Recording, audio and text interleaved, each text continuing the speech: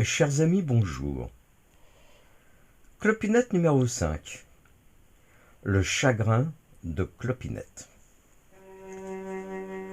Clopinette était triste, mais elle faisait confiance au miracle. Elle en avait tellement vécu des miracles.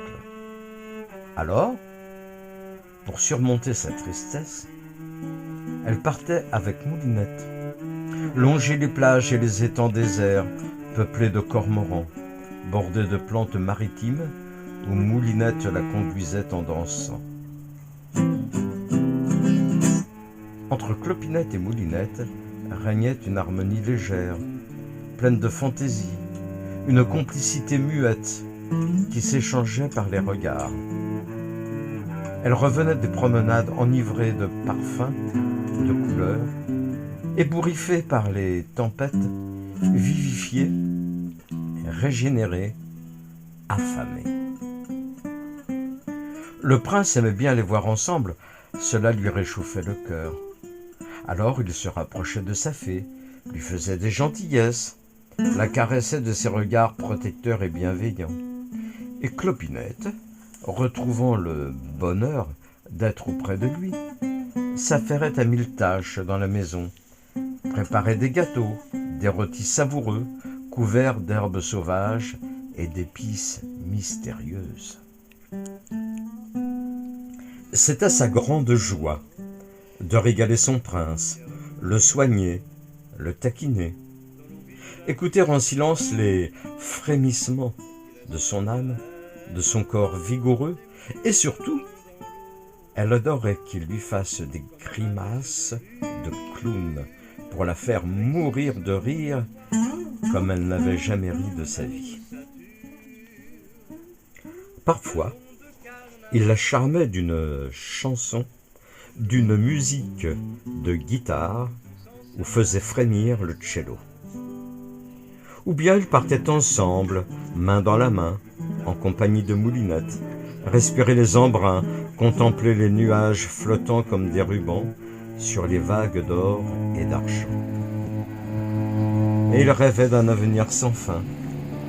Leur rêve, c'était de revenir vers les montagnes et les forêts des fées, où ils pourraient chanter devant le feu de bois, inventer des histoires merveilleuses qu'ils broderaient de musique, cultiver le jardin et récolter les fruits. Lui, il voulait une grande maison de pierre. Elle voulait un ermitage en bois. Pas de souci, il saurait construire tout cela pour lui faire plaisir. Et chacun respecterait les préférences de l'autre. Car bien sûr, ils étaient très différents, du moins en apparence. Tellement différents que, dans les moments sombres où le prince se renfermait dans sa bulle noire, il se disait qu'elle n'était pas faite pour lui. Et elle, secrètement, commençait à douter de leur amour.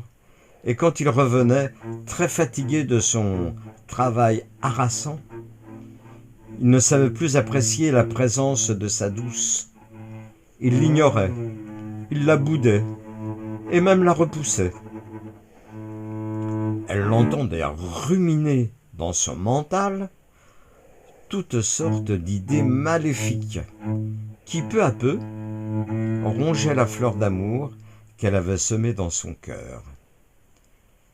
Il ne voulait plus croire à l'amour, surtout qu'il avait conservé au fond de sa mémoire des souvenirs amers, de trahisons cruelles, des souvenirs envenimés qui le hantaient et entravaient le bonheur possible.